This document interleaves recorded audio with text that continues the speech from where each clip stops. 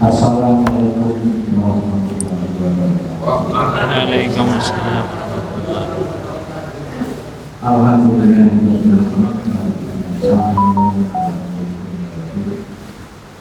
Wassallallahu ala sayyidina Muhammad wa ala alihi wasallam. Qala rabbi shrah li sadri wa yassir li amri wahlul 'uqdatam min lisani yafqahu qawli. Yang Bapak Ustaz Ahmad Yazali, yang kami hormati Bapak-bapak dan Ibu-ibu jamaah pengajian Islam Bidana yang senantiasa dirahmati Allah. Marilah kita senantiasa mengajarkan puji dan syukur kepada Allah Subhanahu wa taala. Alhamdulillahi rabbil alamin. Atas limpahan taufik dan hidayah dan di mana yang kita seperti iman, Islam dan kesehatan, sehingga pada malam hari ini kita dapat berkumpul bersama dengan pengajian majelis yang salam dan salam selalu kita sampaikan kepada junjungan kita Nabi Muhammad Sallallahu alaihi wasallam. serta beliau dan para sahabatnya Nabi berdoa sahabat dan kita lakukannya menjalankan sahabat yang akhir Allahumma amin. Sebagai pengungkap ya kajian malam hari ini kita awali dengan yang bersama. Bismillahirrahmanirrahim. Raditu billahi rahman wa bil islami dinan wa bi Muhammadin nabiyyan wa rasulah. Rabbi zidni ilma wa rzuqni fahma. Amin. Dan selanjutnya waktu sebelum Assalamualaikum warahmatullahi wabarakatuh.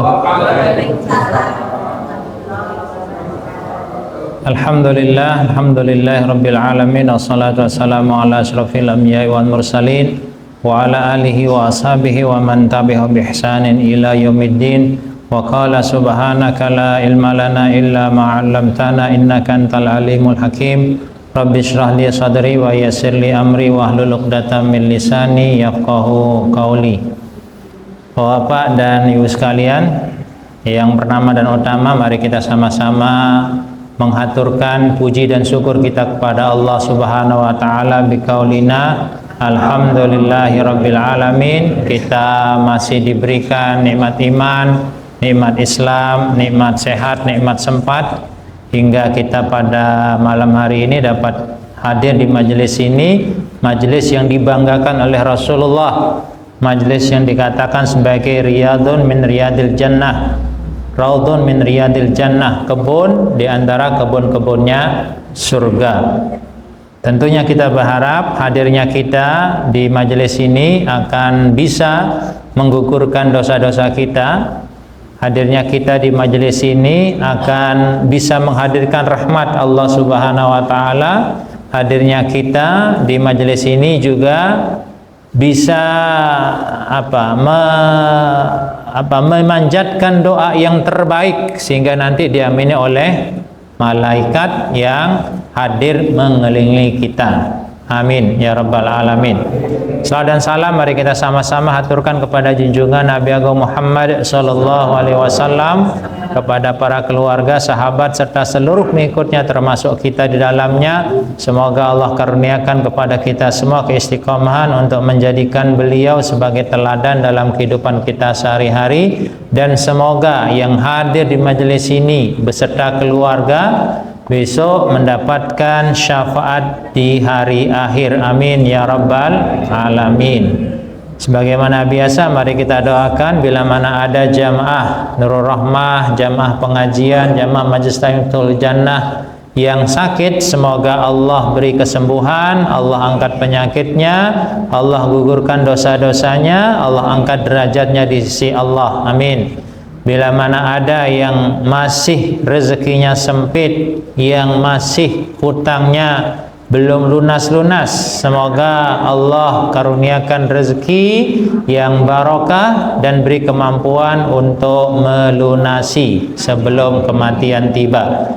Bila mana ada di antara kita yang ditimpa musibah, ya, yang ditimpa ujian dari Allah Subhanahu wa taala, semoga Allah beri kesabaran sehingga bisa menjadi amal kebajikan. Amin ya rabbal alamin. Dan mari kita doakan saudara kita, anak-anak kita, pasangan kita, semoga menjadi soleh dan solihah, menemani kita di surganya Allah kala. Amin ya rabbal alamin. Wabil khusus 14 Februari nanti kita akan merubah, ya, kita akan dihadapkan pada sebuah peristiwa yang ini menjadi bagian dari syariat kita. Kenapa saya katakan syariat kita? Karena Islam itu butuh kekuasaan. Islam itu butuh kekuasaan. Tanpa kekuasaan, kita umat Islam tidak akan bisa sepenuhnya melaksanakan perintah-perintah agama. Contoh, puasa misalkan. Butuh kekuasaan enggak yang mengatur? Butuh betul? Butuh. Mengumumkan kapan datang 1 Ramadan. Mengumumkan kapan datang 1 Syawal. Pemerintah yang melakukan itu. Ya, pemerintah pula yang melindungi kalau ada yang beda penetapannya. Ya. Ketika kita bicara zakat, ya, kita butuh pemerintahan enggak? Butuh kekuasaan enggak? Butuh. Maka ada Baznas, ada Laznas, ada lazismu, ada lazisnu, semua diatur semikian rupa oleh pemerintah. Ya.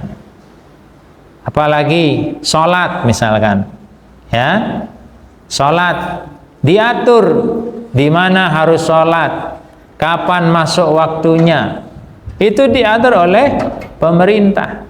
Ada lembaga yang menetapkan, ada lembaga yang mengawasi. Jadi Islam itu butuh kekuasaan pada akhirnya. Ya. Kemudian kekuasaan pula butuh agama, butuh syariat yang mengatur. Ini halal, ini haram. Ini boleh, ini tidak. Ini hak, ini batil. Ini yang harus kita pahami. Maka umat Islam tidak boleh khawatir, tidak boleh takut, tidak boleh ragu ketika diajak untuk bagaimana menata kehidupan berbangsa dan bernegara. Karena ini adalah bagian dari apa? Agama kita. Jangankan kita yang banyak, orang bertiga saja diperintah untuk apa? Menjadikan salah satu menjadi pemimpin. Ya, jadi aneh orang kalau ada di antara kita kok ditunjuk sebagai ketua RT, ketua RW, ora gelem. Padahal selama ini dia berdoa, waj'alna lil muttaqina imama. Ya Allah, jadikan aku menjadi pemimpin bagi orang-orang yang bertakwa. Coba, sholat kan kita berdoa semacam itu, ya enggak? Lah kok kita berdoa semacam itu, kita bermohon jadikanlah aku pemimpin orang bertakwa, kok ditunjuk sebagai ketua RT orang? Kan jadi aneh. Nggak ngerti apa yang dia baca. Kalau di sini ada RT ya, pilihannya semua jarang yang mau apa semua mau? Oh, ya. Kalau di Kemukus orang pada gelem. Padahal setiap hari dia berdoa, waj'alna lil muttaqina imama. Jadi harus siap. Nah, jadi berbangsa, bernegara itu adalah bagian dari jalan kita melaksanakan syariat. Maka kenapa Rasul mengatakan dalam sabdanya, "Malam yahtam bi amril muslimin falaysa minna." Orang yang tidak mau tahu urusan orang-orang Islam, urusan berbangsa, bernegara, bermasyarakat, enggak mau tahu, apa kata Rasul? Falaysa minna, dia bukan dari golonganku. Nah, kalau bukan dari golongannya umatnya Nabi, lalu umatnya apa kita? Umatnya siapa kita? Ya, bisa jadi artinya juga kalau kita tidak diakui oleh sebagai umatnya Nabi, bisa jadi sholat kita dipertanyakan. Ya, umat Nabi sholat enggak? Sholat. Umat yang bukan umatnya Nabi sholat enggak? Enggak. Bisa jadi sholat kita, puasa kita, zakat kita, haji kita dipertanyakan. Maka penting untuk kita sadari. Nah, bahkan dalam hadis lain dikatakan, kullukum ra'in wa kullukum mas'ulun an ra'iyatih. Kalian adalah pemimpin dan kalian akan ditanya terkait kepemimpinan kalian, baik laki-laki maupun perempuan. Jadi jangan jangan meremehkan, ya. Jadi jangan sampai umat Islam itu, ya, kok pas tanggal 14 orang nyoblos, padahal dia punya hak. Ya, jadi dia harus menunaikan itu sebagai bentuk dari pelaksanaan perintah agama. Itu yang harus kita sadari pertama sebagai umat Islam. Jangan mau dibodohin, ya, jangan mau dipinggirkan. Umat Islam itu harus jadi pemimpin, karena Rasul Shallallahu Alaihi Wasallam hadir juga sebagai pemimpin. Nah, maka pada malam hari ini kita akan belajar, ya, apa sih pemimpin atau kepemimpinan itu, untuk kita berdalam sehingga terbangun dalam diri kita ini kesadaran untuk bisa mewarnai setiap ada pilihan. Setiap ada apa? Pilihan, entah itu pilihan RT, RW, kepala desa, bupati, gubernur, presiden, legislatif, kita harus terlibat di dalamnya. Ya, contoh sederhana yang paling menghangat adalah pilihan presiden. Ya, yang paling hangat apa? Pilihan presiden. Sampai tanggal ini, Bapak dan Ibu, tanggal berapa ini? 5. Sudah punya pilihan? Yakin pilihannya? Alhamdulillah. Nah, ini penting, ya. Berani kita pertanggungjawabkan pilihan kita sampai hari akhir? Berani, Batan? Ya, kita harus berani karena agama memberikan aturan-aturannya. Nah, kalau teori Jawa, otak-atik gatuk. Ya, teori Jawa itu ada namanya otak-atik gatuk. Contoh misalkan, ada 3 paslon, ya, semua baik semua enggak? Amin baik enggak? Prabowo baik enggak? Ganjar baik enggak? Kita cari yang baik apa yang terbaik? Ada berapa yang terbaik? 1. Otak-atik gatuk. 1 yang terbaik. Ya. Baik. Yang terjadi adalah Bapak dan Ibu, yang dikhawatirkan serangan fajar dan bagi-bagi sembako. Ini yang coba kita angkat sebelum kita masuk materi. Bapak dan Ibu, ya, ketika terjadi serangan fajar, ketika terjadi bagi-bagi sembako, itu fahami sebagai bagian dari hubungan muamalah, hubungan bermasyarakat. Tidak ada hubungannya dengan pilihan.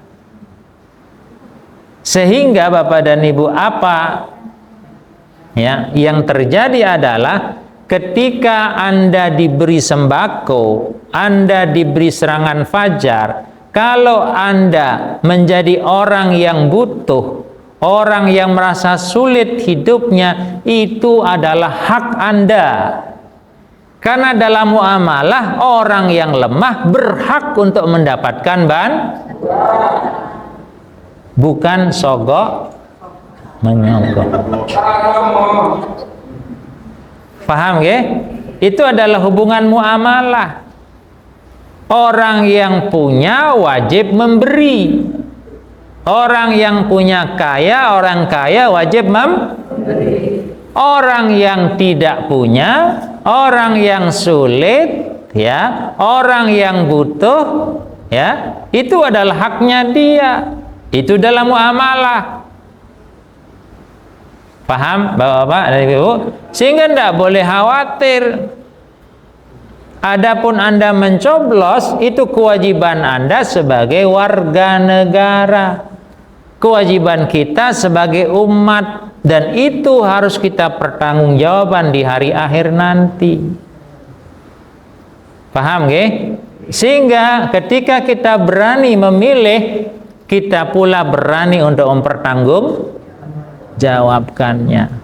Biar selamat pilihannya, maka lihatlah Al-Quran, lihatlah As-Sunnah, bagaimana membimbing agar ketika kita nyoblos, agar ketika kita memilih, tidak dipersalahkan oleh Allah Subhanahu wa Ta'ala. Sekalipun nanti kita milih terus kalah, ya, bagi kita akan terbebas dari siksa, karena apa yang kita lakukan sudah mengacu kepada ketentuan agama. Tapi bagi kita yang memilih tanpa acuan agama, tanpa tuntunan, walaupun Anda menang pilihannya, besok di akhirat menjadi perkara yang berat buat kita. Ya, maka penting untuk mengetahui bagaimana tuntunan agama, tuntunan Rasul di dalam memilih. Salah satunya saya bawakan misalkan surat Al-Baqarah 247. Ada yang bisa? Dapat sembako dan serangan fajar. 247. Di sana itu ada dua ketentuan. Cerita tentang Tolut itu, ya, diangkatnya Tolut sebagai raja dikarenakan dua sebab. Bastotan fil ilmi, yang pertama, dia punya pengetahuan lapang, dia cerdas, dia faham apa yang dia akan hadapi. Itu yang pertama. Cari di tiga itu mana yang cerdas, yang punya pengetahuan, yang punya jejak rekam di dalam memimpin. Dicari itu. Ya, itu namanya bastotan fil ilmi. Yang kedua adalah bastotan fil jism, 247 itu. Dia memiliki kelapangan dari sisi fisik, sehat jasmani dan rohani.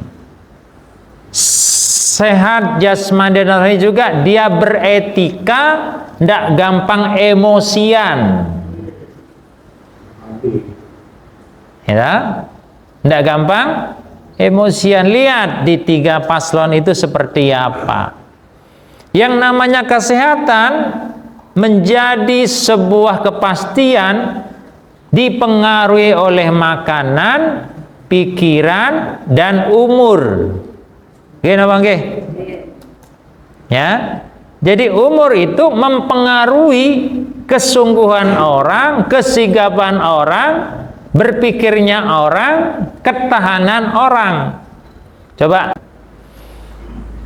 Nah, maka tinggal dipilih lagi. Mana di antara tiga tadi? Itu konsepnya. Ya, jadi jangan sampai kita ini milih gara-gara kepentingan duniawi, melupakan perintah Allah dan Rasulnya. Bisa difahami Bapak dan Ibu? Ya, jadi ketentuannya apa? Bastatan fil ilmi, bastatan fil jism. Ilmunya itu dia miliki, kesehatan fisik, jasmani dan rohani, ya mentalitasnya itu terjaga, itulah yang harus kita pilih sebagai pemimpin. Bisa difahami nggih? Ya, saya sudah memberikan masukan, tinggal Bapak dan Ibu yang menentukan. Kalau itu kita yakini benar, berdayakan pilihan kita. Buat pilihan kita ini berkualitas. Dengan cara apa? Adu biting. Adu biting seperti apa? Kalau pilihan kita benar, maka perbanyak biting kita, gitu loh. Kita sebagai pimpinan keluarga, kalau bisa kendalikan anggota keluarga kita untuk memilih apa yang kita yakini benar. Ya. Kenapa? Karena inilah bagian dari agama kita. Nah, itu mungkin sebagai pengantar untuk bagaimana menghadapi tanggal 14 Februari. Baik, kita mulai. Ya, leadership is action. Jadi yang namanya kepemimpinan itu adalah pergerakan. Jadi kalau ada orang rebut kursi, kok orang bisa menggerakkan, orang bisa melakukan perubahan, percuma, dosa tok jadinya. Jadi kepemimpinan itu adalah sebuah gerakan. Maka ketika Rasul mengatakan kalian adalah pemimpin, berarti kita ini harus bisa menggerakkan. Suami menggerakkan istrinya, istrinya menggerakkan suaminya, anaknya. Kita sebagai tokoh masyarakat harus mampu memberikan gerakan. Ya, ampun dinengke baik, ampun diam saja. Kita harus terlibat. Ya, kita harus terlibat. Nah, kenapa hal itu yang harus kita pahami seperti itu? Karena menjadi pemimpin atau dipimpin adalah bagian dari fitrah manusia itu sendiri. Kita bisa lihat ini hadis tadi. Oke. Nah, perhatikan ayatnya. Dalam surah At-Taubah ayat 105. Ini kata kunci pergerakan tadi. A'udzubillahi minasyaitonirrajim. Wa qul i'malu fasayarallahu amalakum wa rasuluhu wal mu'minun wa saturadduna ila alimil ghaibi wasyahadah fayunabbiukum bima kuntum ta'malun. Ya. Katakan hai Muhammad, ya, bekerjalah kalian, action. Ya, lakukan tindakan, lakukan aktivitas. Ya. Apa yang menjadi standar aktivitas yang kita lakukan? Ya, standarnya adalah aktivitas yang kita lakukan, gerakan yang kita lakukan harus disukai oleh Allah. Harus sesuai dengan keinginan Allah Subhanahu wa ta'ala. Aktivitas apapun, minum misalkan, aktivitas bukan? Aktivitas. Gimana caranya agar kita minum ini Allah sukai minumnya kita? Bekerja misalkan.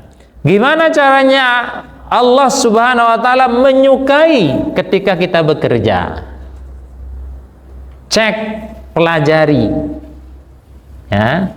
Standarnya Allah. Yang kedua tidak hanya itu, wa rasuluhu. Ya, pekerjaan yang kita lakukan, aktivitas yang kita lakukan, ini benar-benar mengikuti tuntunan Rasulullah.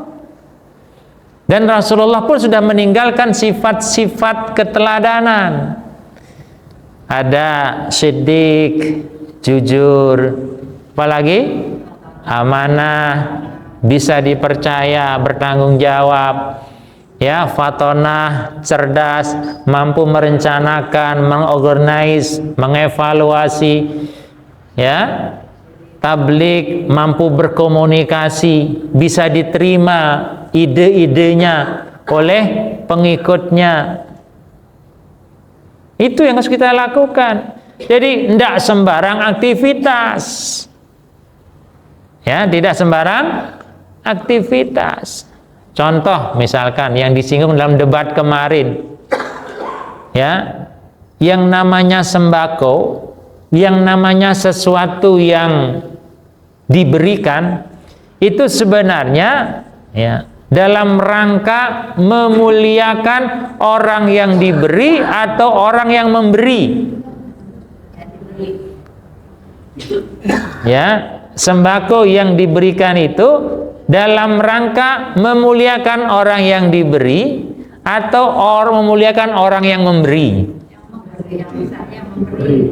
Idealnya adalah orang yang diberi. Gimana caranya kalau orang tadi yang kita mau beri itu, ya, ketika dia menerima benar-benar butuh. Jangan sampai orang yang menerima tidak butuh tapi tetap dipaksakan untuk diberi. Nggak boleh seperti itu. Sebaik-baik sedekah itu adalah sedekah yang oleh si penerima itu nyaman dan dibutuhkan. Itu namanya sebaik-baik sedekah. Nah, selama ini kan tidak.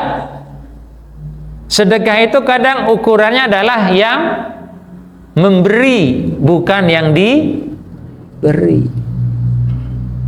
Nah, jadi sebaik-baik sedekah itu adalah sedekah yang memang ketika diberi, dia si penerima memang benar-benar membutuhkan. Jangan sampai kita memberi sesuatu yang tidak dibutuhkan oleh si pemberi. Ini yang harus kita pahami gitu loh. Maka Rasul mengajarkan ada 4 sifat itu. Ya, dia jujur, dia cerdas, bisa memahami kondisi, bisa difahami maksud dari apa yang dia lakukan. Kemudian yang ketiga, ukuran aktivitas itu wal mu'minun, disukai oleh orang-orang beriman. Ya, standarnya apa? Memberi manfaat. Itu standar orang beriman. Ya, maka Rasul mengatakan, ya, khairun nas anfa'uhum lin. Nah, sebaik-baik manusia adalah mereka yang banyak memberikan manfaat untuk orang lain. Manfaat standarnya kalau ukuran orang beriman. Kalau ukurannya Rasul, sifat-sifat Rasul harus ada dalam aktivitas itu. Kalau standarnya Allah, Allah suka atau tidak, Allah ridha atau tidak.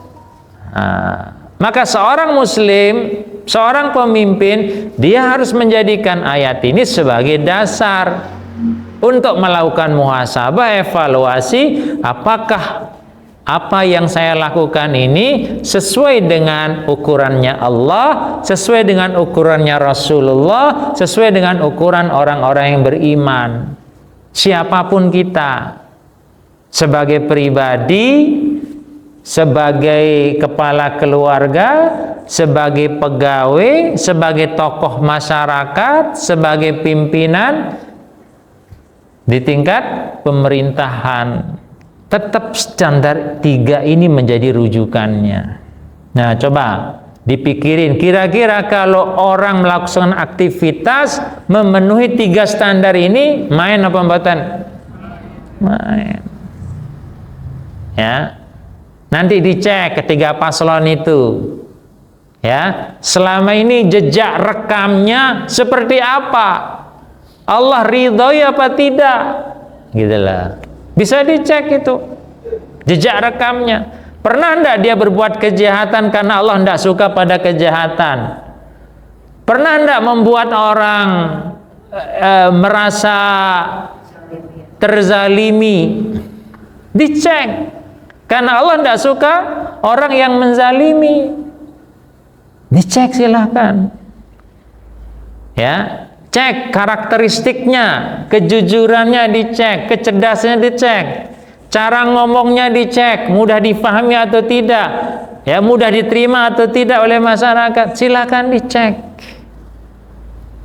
Ya, wal mu'minun yang ketiga, selama ini kebermanfaatan dari hadirnya mereka seperti apa? Silakan dicek dari 3 paslon itu.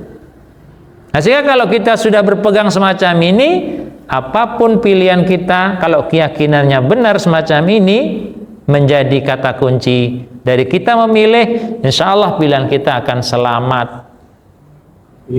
Amin. Ya, lihat.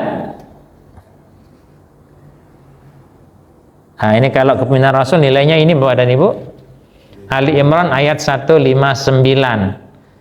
Diceritakan bagaimana Rasulullah itu punya nilai kepemimpinan. 1, lemah lembut, orang gampang marah.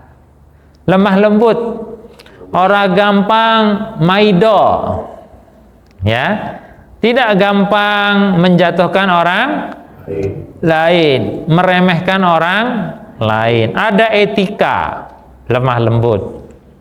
Yang kedua, ya, ucapannya terjaga, ya, kemudian suka memaafkan,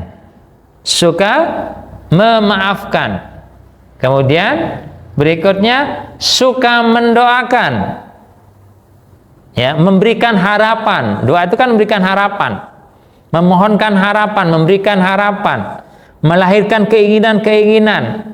Jadi diberi gagasan sehingga orang itu punya keinginan untuk bisa meraihnya, ya. Kemudian bermusyawarah. Jadi tidak tangan besi. Itu Rasulullah. Ya. Lalu kata akhirnya apa? Bertawakal. Dia pasrah. Ya, karena dia sudah usaha, dia serahkan semua keputusan yang terbaik datanya dari Allah Subhanahu wa ta'ala. Nah, ini perhatikan Bapak dan Ibu yang saya katakan tadi. Nah, jadi fitrah manusia itu ada 3. Fitrah manusia ada 3. Pertama, fitrah manusia mengakui adanya Sang Pencipta. Manusia yang dilahirkan ini Bapak dan Ibu, dalam rahimnya itu sudah tertanam pengakuan bahwa ada zat yang maha mencipta. Ini ayatnya nanti bisa dicek dalam surat Al-A'raf ayat 172. Ya, wa iz akhadha rabbuka min bani adam min zuhurim dzurriyyatahum. Jadi ketika Allah Subhanahu wa taala, ya, membuat keturunan anak Adam, di dalam rahimnya itu dimintain kesaksian, ya. Alastu bi rabbikum, kata Allah. Bukankah aku ini Tuhan kamu? Si janin menjawab, qalu bala. Benar ya Allah, engkau adalah Tuhan kami. Itu semua manusia, termasuk yang Kristen sekarang, termasuk yang Yahudi, ya, termasuk yang orang tidak percaya Tuhan, semua prosesnya sama, ada pengakuan. Maka di dalam hadis dikatakan, kullu mauludin yuladu alal fitrah, setiap anak itu lahir dalam kondisi suci fitrah. Fa abawahu, maka kedua orang tuanya lah, lingkungannya lah yang menjadikan dia Yahudi, Nasrani, bahkan ateis. Jadi bukan dia diciptakan ateis sejak dia lahir dalam kondisi fitrah suci. Maka kalau kita ketemu jenazah di jalan, ya, dianggap sebagai jenazah yang suci, beriman. Kalau kita tidak tahu ini siapa, agamanya apa, dianggap sebagai jenazah muslim atau muslimah. Kenapa? Karena Allah Subhanahu wa taala menciptakan manusia fitrahnya mengaku Allah Subhanahu wa taala. Ya, nah, sampai ayat 173. Ayat ini memberikan gambaran bahwa besok di hari akhir tidak ada alasan yang bisa diterima yang disampaikan oleh orang-orang kafir, disampaikan oleh orang Nasrani, disampaikan orang Yahudi berkaitan dengan pengakuan terhadap Tuhan. Ya. Dasarnya manusia itu mengakui tentang Tuhan Maha Mencipta. Itu satu, fitrah itu. Yang kedua, ya. Yang kedua, fitrah beribadah kepadanya. Orang itu mengakui Tuhan, ya, maka akan lahir dalam dirinya bagaimana saya menghormati Tuhan saya, gitu loh. Ya, bagaimana saya memuliakan apa yang saya yakini. Itu yang terjadi, Bapak dan Ibu. Nah, maka orang Hindu itu ada ibadahnya enggak?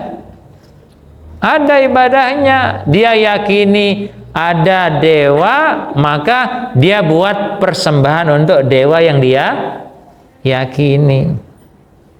Walaupun secara akal enggak bisa diterima, gitu loh. Maka kasusnya Ibrahim alaihissalam, ya, yang namanya beriman itu tidak hanya batin saja, tapi pikiran pun harus dilibatkan, Bapak dan Ibu. Maka definisi iman itu adalah apa? Ya, tasdikun bil qalbi, qaulun bil lisan, wa fi'lun bil arkan. Kan definisi iman seperti itu. Yang namanya iman itu adalah keyakinan dalam hati, terucap dalam lisan, dan terwujud dalam perbuatan, di mana perbuatan itu dimulai dari akal. Maka Ibrahim ketika terjadi dialog toh, namanya raja siapa? Namrud, yang melakukan sesembahan patung. Nah, ini gimana caranya ini agar masyarakat ketika itu tidak menyembah berhala? Lalu Ibrahim berpikir, ya wis, ya, suatu malam dia ambil kapak, ya, ambil kapak, dihancurkan semua itu patung-patung yang ada, kemudian kapak itu terakhir dikalungkan sama patung yang paling besar. Dikalungkan kepada patung yang paling besar. Nah, keesokan harinya ribut. Namrud akhirnya manggil sana sini, ketahuan Ibrahim alaihissalam, diajak dialog. Ya, hai Ibrahim, ngaku atau tidak? Ini yang melakukan semua adalah kamu. Nah, dibantah oleh Ibrahim. Maaf hai raja, bukan saya yang melakukan. Fakta nyata bahwa yang memegang kapak itu adalah patung yang paling besar. Ya.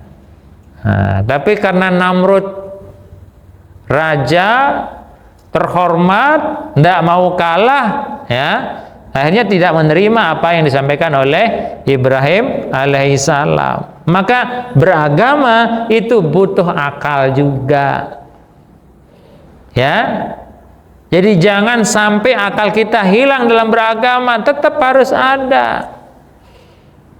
Maka kalau ada aliran-aliran agama yang mungkin dulu sering, ya, ada aliran agama kalau pakaiannya disentuh oleh orang sesamanya dianggap najis. Dulu di Kemukus tuh ada itu, tapi sekarang sudah tidak lagi. Kan jadi aneh, akalnya di mana gitu ya. Jadi beriman itu butuh akal juga. Maka definisi iman itu perbuatan hati, perbuatan lisan, dan perbuatan akal. Nah, ini menjadi hal yang penting. Cuman kan di antara kita ini terkadang antara lesan, hati, akal bertubrukan. Ya enggak, kebanyakan kan kayak gitu. Takbir Allahu Akbar, mikir engkau anak kondangan, hatinya ngomong duitin di. Enggak nyatu. Jadi kalau kita kepingin punya iman yang benar, satukan itu. Lesannya iya, hatinya iya, pikirannya juga iya. Nah, itu fitrah. Jadi ibadah itu fitrahnya manusia. Ya. Kemudian fitrah yang ketiga, Bapak dan Ibu, manusia itu kepingin hidup teratur. Ya, manusia itu kepingin hidup teratur. Ya. Jadi kalau ada manusia kok kepingin hidup tidak teratur, dia sudah keluar fitrah. Orang gila. Orang gila itu kepingin hidup teratur enggak? Hilang fitrahnya itu. Ya. Nah, agama hadir untuk menjadikan hidupnya teratur. Ya, jadi kalau ada di antara kita beragama Islam kok ora sholat, jadi tidak teratur, sama seperti orang gila. Jadi kalau ada pasangan kita kok tidak sholat, sementara kita tidur dengannya, berarti kita tidur dengan orang.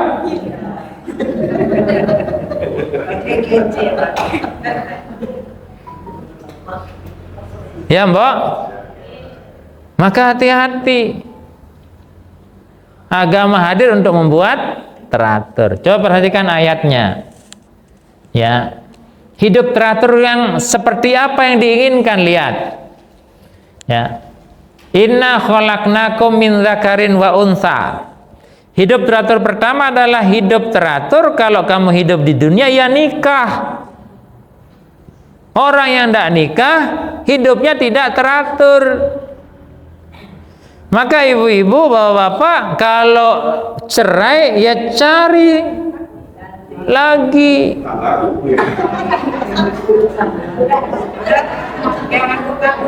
Ya cari lagi. Ini namanya misi hidup manusia menikah. Maka Rasul melarang tabatul. Tabatul itu apa? Tidak nikah-nikah. Apa istilahnya Indonesia? Iya, jomblo tidak boleh. Nikah. Ya, hubungan suami dan istri ketika dia masih hidup, kalau sudah mati sudah putus hubungannya, cari hubungan berikutnya. Jadi jangan sampai ada suami ada istri ngomong wasiat, engkau nek aku mati kue ora entok, ndak boleh itu. Ndak ada cinta sehidup semati, menyalahi konsep ini.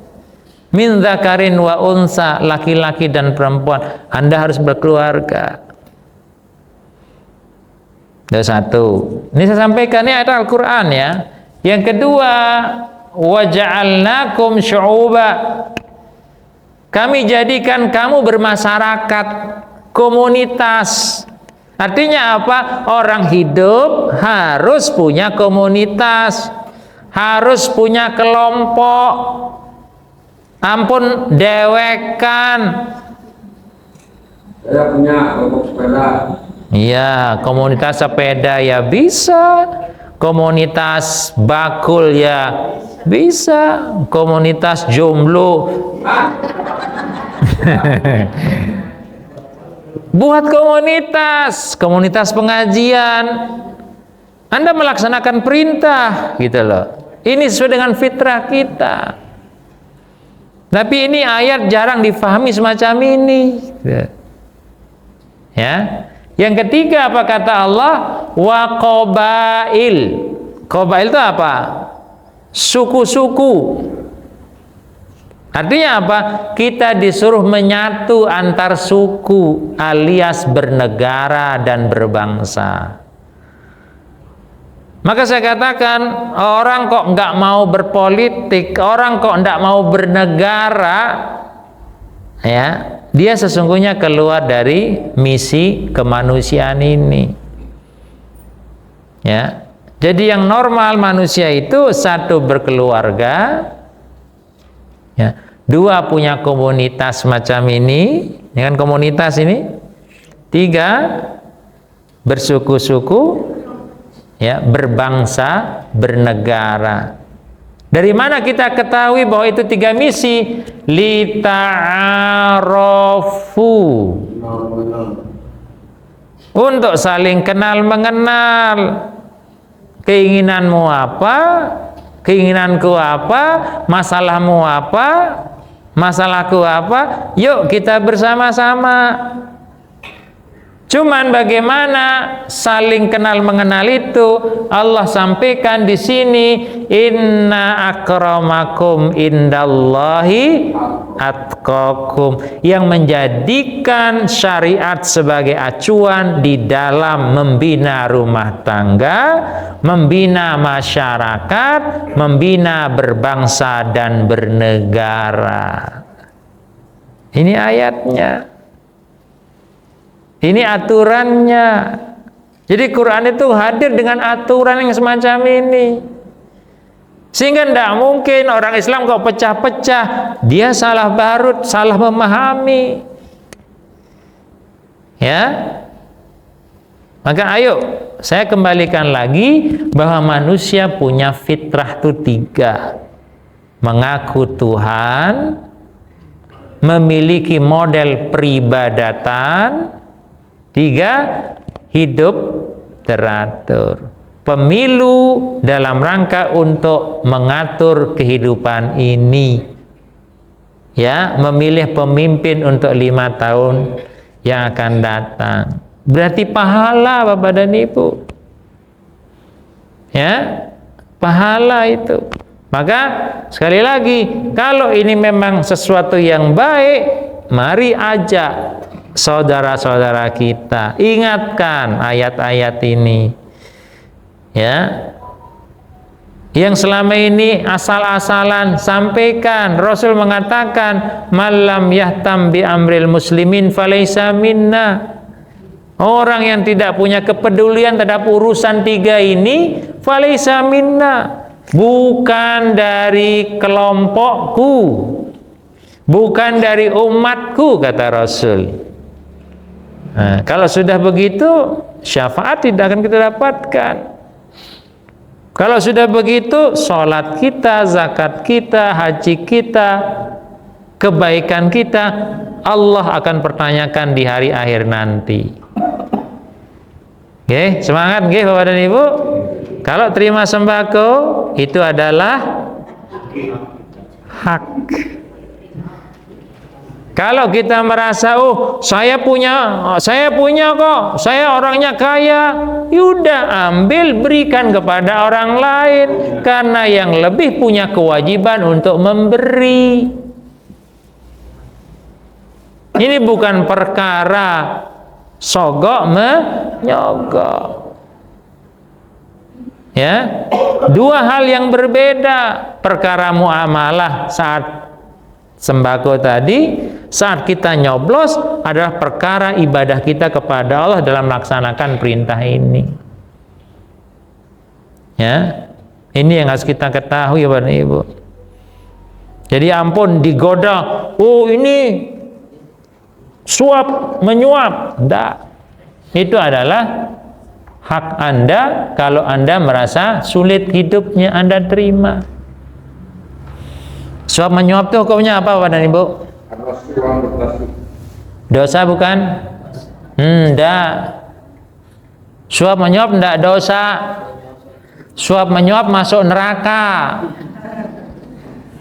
Karena kalau dosa, tobat selesai. Ar-rasi wal murtasi finnar, kata Rasul. Bukan dosa. Pemberi suap, penerima suap di dalam neraka, bukan berdosa. Kalau dia berdosa, dia tobat, Selesai dosanya. Tapi kalau sudah masuk neraka, sesuatu yang pasti. Oke, ini ketentuan bagaimana mempengaruhi orang lain. Konsepnya sederhana. Ud'u itu perintah untuk satu orang. Hei, ajaklah, artinya fardu ain. Dakwah itu, mengajak itu adalah fardu ain. Fardu ain itu apa? Wajib secara pribadi, bahwa Bapak ini punya kewajiban dakwah masing-masing. Sebagai apapun kita sekarang, sebagai guru, sebagai ustadz, sebagai petani, sebagai bakul, ya, sebagai pekerja, Anda punya kewajiban dakwah. Ayatnya ini, ud'u, ajak. Ngajak itu tidak harus melakukan dulu. Yang harus melakukan dulu adalah memerintah. Al-amru bil ma'ruf itu kita harus melakukan dulu. Tapi kalau mengajak bareng-bareng, yuk mangkat, ayo. Paham ya? Dakwah itu adalah mengajak, bukan memerintah. Kalau memerintah, ada kewajiban dia melakukan dulu sebagai contoh, agar apa yang dilakukan sesuai dengan perintah. Tapi kalau mengajak, bisa 0-0 dulu. Ayo berangkat ngaji, ayo sholat, ya. Nah, ini yang harus kita pahami. Mengajak dengan cara apa? Bil hikmah, ya, dengan pola sopan santun, ya. Kemudian wal mau'izatil hasanah, dengan nasihat yang membombong, yang menjadikan orang itu menjadi nyaman. Mau'izah al hasanah. Wajadilhum billati hasan, kalau Anda dikorek, kalau Anda dilawan, lawan dengan cara-cara yang terbaik. Jangan kayak Carok Madura. Ya. Nah, jadi ini kata kuncinya, wajadilhum billati hasan. Inna rabbaka huwa a'lamu biman dhalla an sabilihi wa huwa a'lamu bil muhtadin. Nah, ini rujukannya terhadap apa? Akan kewajiban dakwah dalam diri kita masing-masing. Dan itu nanti akan ditanyakan Bapak dan Ibu di hari akhir nanti. Jadi pertanyaan dalam kubur itu bukan hanya marabbuka saja, peran dakwahmu apa? Kalau ada kemarin ada kezaliman menimpa saudaramu, kamu perannya apa? Cerita doang. Bahaya itu. Ya. Kita harus terlibat. Ini bagian dakwah kita. Ya. Nah, ini Islam. Oke, yang terakhir. Nah, kalau berdasarkan rukun iman, nanti diperdalam ya. Syahadat itu mengajarkan visi ke depan, melihat tujuan, melihat kehidupan panjang ke depan. Ya, kenapa saya katakan demikian? Coba perhatikan, syahadat kan keimanan. Keimanan itulah yang menentukan kita selamat atau tidak dalam kehidupan ini, dunia dan akhirat. Disyahadatkan dalam rangka apa? Dalam rangka membangun visi yang panjang sampai kehidupan akhirat. Nah, kalau kita perdalam waktunya tidak cukup. Salat, kedisiplinan. Pemimpin harus punya kedisiplinan. Bicara anggaran, disiplin anggaran. Bicara perencanaan, disiplin dalam merencanakan, dan seterusnya. Diajarkan dalam sholat. 3, misalkan puasa, integritas, kejujuran, ya, kemampuan untuk mengendalikan dari batasan waktu yang ada ke batasan waktu yang berikutnya. Itu puasa. Teori kepemimpinan ada dalam rukun Islam. Zakat, kepedulian. Pemimpin kalau tidak punya kepedulian, ya dijauhi oleh masyarakat. Ya. Nah, zakat mengajarkan itu. Haji, kesetaraan. Ya, sama semua. Pakai baju ihram. Ya, sama semua ngelilingi Ka'bah 7 kali. Lari 7 kali. Ya, kapan lari biasa, kapan jalan biasa, kapan lari, ya, semua sama, kesetaraan. Dan itulah Islam. Itulah Islam. Saya kira itu sudah jam 9. Jadi pesan saya pertama tadi, kita harus terlibat dalam 14 Februari. Ya, satu. Terlibat, nggih. Kemudian berikutnya adalah bahwa ikut mencoblos bagian dari cara melaksanakan perintah agama kita. Karena kepemimpinan kita butuh. Yang ketiga, pilihlah dengan kriteria-kriteria yang sudah Allah dan Rasul tetapkan. Perkara sembako serangan fajar itu adalah haknya Anda. Kalau Anda orang-orang yang butuh. Kalau Anda orang-orang yang lebih, udah terima, berikan sama orang lain. Pahala.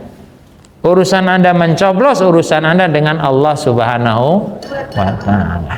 Makatan semoga akan lahir pimpinan yang diridhai oleh Allah, yang memiliki sifat-sifat Rasulullah dan banyak memberi manfaat untuk orang-orang beriman. Amin ya rabbal alamin. Mohon maaf. Assalamualaikum warahmatullahi wabarakatuh.